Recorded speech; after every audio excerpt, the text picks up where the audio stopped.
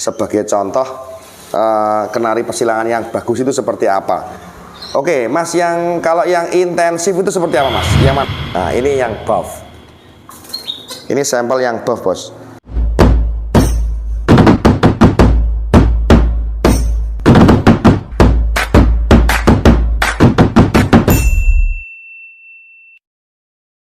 Halo, assalamualaikum warahmatullahi wabarakatuh, Mas bosku semuanya. Jumpa lagi dengan saya Dodi Ulfa, dan pada kesempatan kali ini saya masih berada di tempat Mas Eka, kakaknya Mas Sinyo El Sandi di Tulungagung.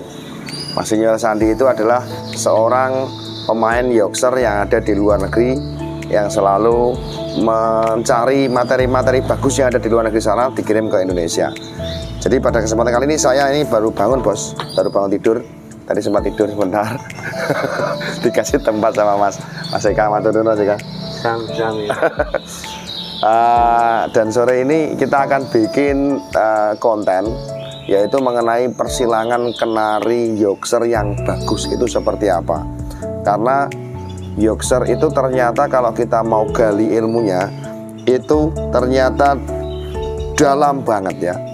Dalam banget dari segi bulu, dari segi mungkin perawatan, dari segi perlampuan, dari segi kelembapan dan sebagainya, atau mungkin dari segi perlakuan, itu banyak banget kalau kita mau kulik seperti itu. Nah, kali ini kita akan mengulik tentang silangan yang bagus.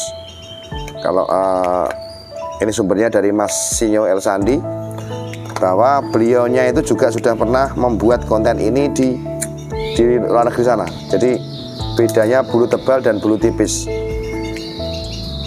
penjodohan yang bagus itu seperti apa. Oke, langsung kita tanya-tanya aja bersama Mas Eka. Assalamualaikum Mas Eka. Waalaikumsalam Mas. Gimana Mas Eka ini nggak bisa ada acara keluar ada saya ini? Enggak Mas, santai. Kebetulan pas libur Mas ya? Iya. Oke Mas, kalau menurut jenengan dan Mas Andi di sini, itu persilangan yang seperti apa yang bagus itu Mas? Kalau yang bagus itu intensif lawan buff Mas. Oke, yuk kita jelaskan dulu ya. Buff, jenis kenari Yorkshire buff, bukan ring ya, tapi jenis ya, jenis bulu lah. Bulu. Buff itu seperti apa Mas? Buff itu berserat lembut banget Mas. Di sampel kan ada. Oh ini teman-teman, ini saya tunjukkan contoh ini. Ada serat-serat kecil-kecilnya ya di ujungnya. Jadi kalau di burung dominan bulu tebal. Nah ini jadi ini kan ada, kalau daun kasarannya ya, ini ada yang kesini ini di percabangannya ini masih ada serat-serat tipisnya. Ini buff. Oke. Ini buff yang ada serat-serat kecilnya. Kalau di Indonesia dikatakan adalah jenis bulu tebal. Oke. Sekarang kalau yang bulu yang intensif itu seperti apa? Intensif dominan itu Mas, sampelnya ada. Oh ini. Ya. Dominan satu. Gimana Mas? Oh ini. Satunya. Nah. Ini ya. Ini intensif. Jadi apa namanya? Ini kalau di Indonesia itu dominan namanya bulu tipis. Bulu tipis. Oh. Ya, orang menyebutnya bulu tipis. Oke, teman-teman bisa coba di rumah, mungkin yang punya Yorkshire, silakan cabut di bulu punggung sini. Kalau ada serat-seratnya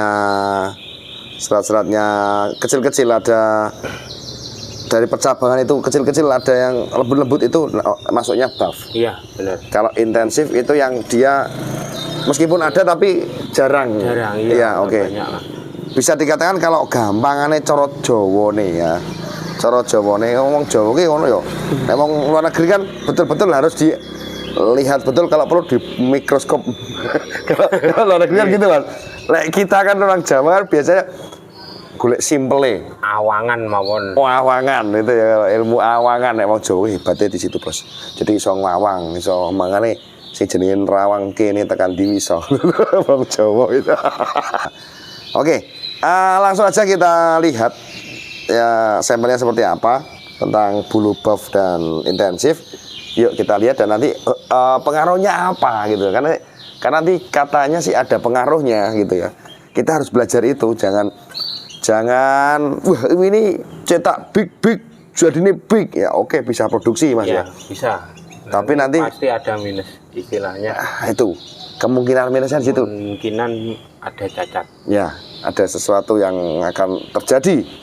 Maka ya ojo kabeh iki terus wangu terjadi kan karena memang sudah takdirnya gitu. Karena Indonesia seperti itu. Tapi ya kalau orang luar negeri kan juga harus dilihat betul. Ini dicari tahu sebab akar masalahnya itu di mana kan itu. Itu mungkin kita bisa melihat seperti itu. Oke, langsung saja kita lihat burungnya Mas ya. Iya. Oke, yuk kita lihat bersama Mas Eka.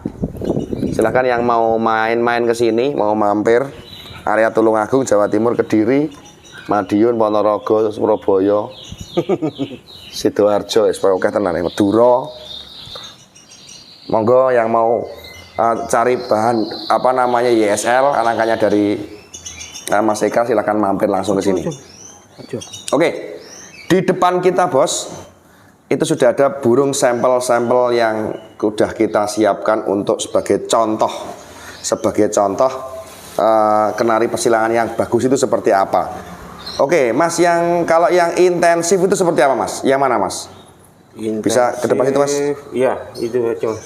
Langsung aja. Oh ya, yang mana Mas? Yang oranye itu? Iya. Nah ini yang intensif bos. Nah biasanya kalau versinya Mas Sinyo tadi, Mas Andi, saya sudah calling-callingan bahwa yang intensif itu biasanya warnanya ngejreng dan polos gitu ya. Iya, benar. Polos. Nah, hanya kan satu warna Mas. Satu warna ya? Iya.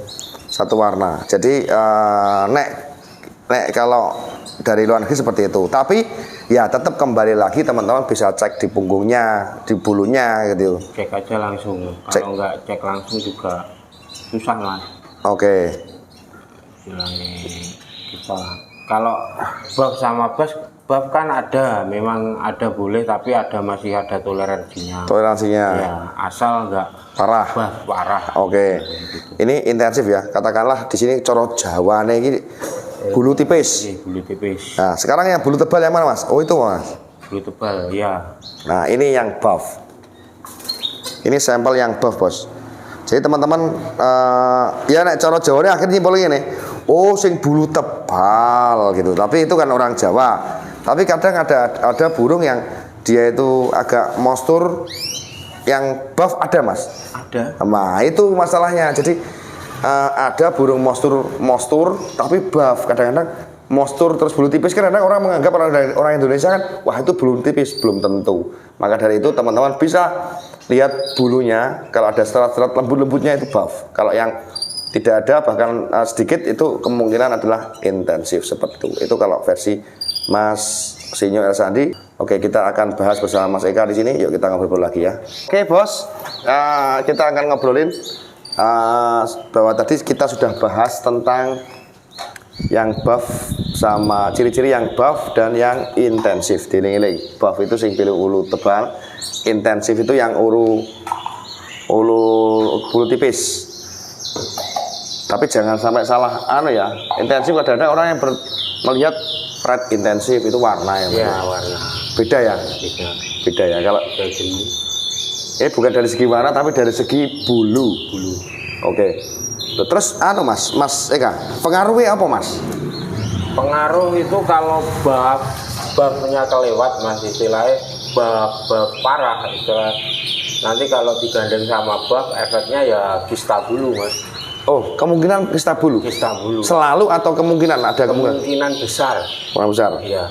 Ya, tapi meskipun seperti itu kadang ada yang tidak kena. Iya, ada. Oh gitu.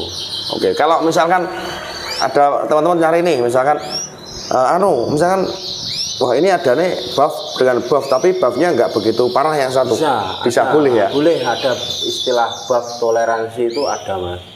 Asal nggak parah. Ini kan buff bagus. Oh ini teman-teman ya. Jadi kita harus sebelum breeding kita harus melihat dulu jenis kategori jenis bulunya.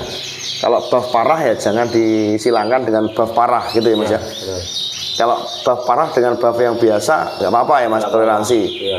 Jadi bisa. Yang paling bagus adalah yang bulu tipis kita silangkan dengan bulu tebal. Buff kita silangkan dengan bulu intensif. Buff kita silangkan dengan intensif. Oke Mas Eka, selain dari pengaruh kista bulu ada nggak yang lain yang dampak kalau kita tidak apa istilahnya tidak melihat dari sisi yang hal tersebut?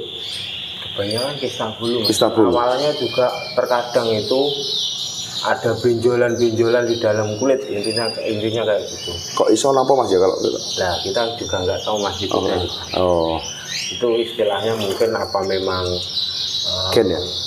Iya kayak gen, kayak itulah istilah apa mungkin bulunya terlalu lebat akhirnya timbullah kista itu Mas. Oh gitu ya? Iya.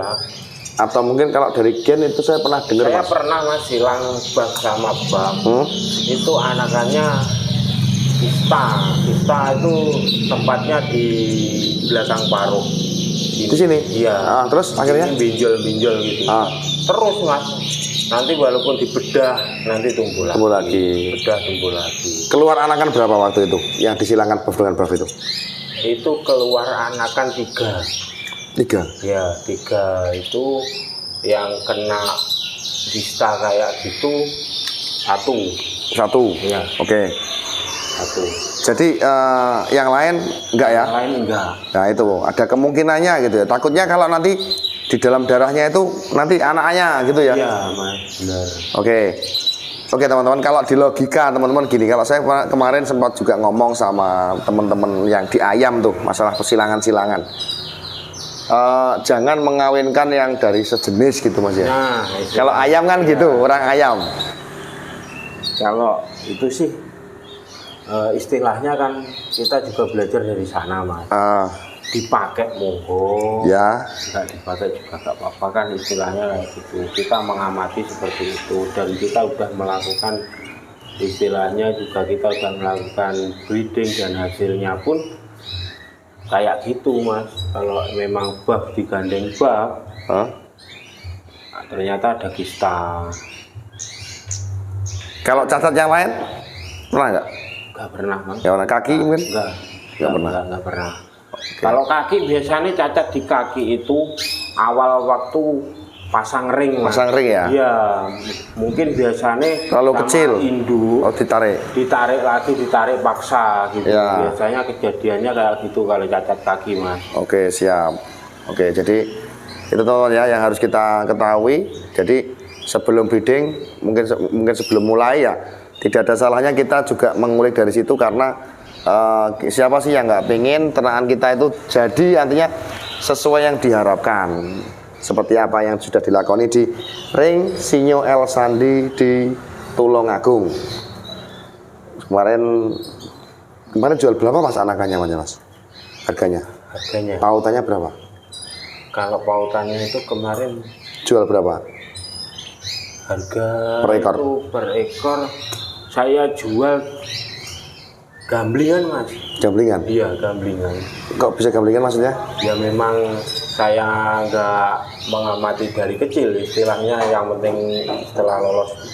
Oh artinya tidak menunggu sampai bunyi? Nah benar. Berapa? Ya, kita jual 375, ada yang 4 jutaan tergantung postur. Itu ya teman-teman ya. Jadi gamblingan itu misalnya sudah menangkring-nangkring daripada ngamati setiap hari kriwe ya pokoknya itu diborong gitu ya. Iya. 350 sampai 4 juta.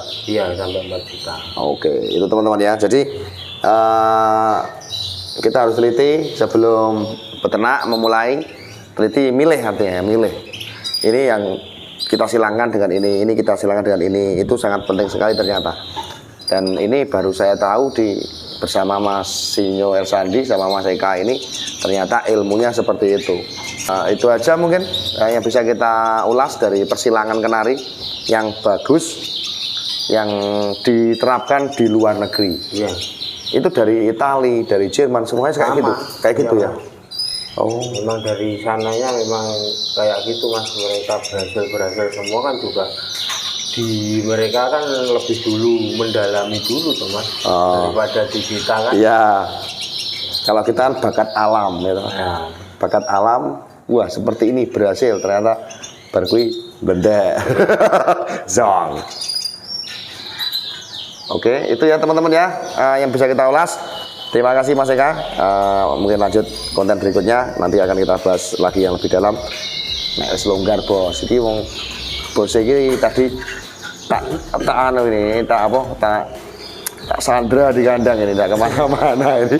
Bahkan istrinya itu Mas Eka ditinggal di rumah mertua. iya, benar. Sudah disampaikan ke istri Mas ya? Sudah, Permohonan maaf saya. sudah Mas. Mbak tinggal muter nggih yang melihat video ini. Mas Eka ini malam minggu ini malah di sini gitu. Oke, makasih. Itu dulu yang bisa saya sampaikan. Saya akhiri wassalamualaikum warahmatullahi wabarakatuh.